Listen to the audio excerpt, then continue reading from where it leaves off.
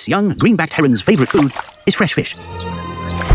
Still no bites, though, so he tries an even smaller lure, a fly-sized piece of moss. The cast is perfect.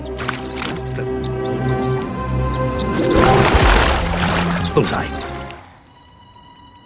Positioning is everything. Oh, so close, but not close enough. There we go. Spreading his wings disorients the snake and helps him jump clear of danger.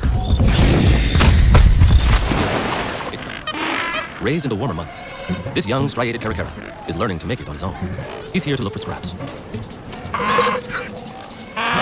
No one wants him around, but he can't resist temptation. It's just not his day. So much so, they're now filling up new valleys. This reed bed is a new roost.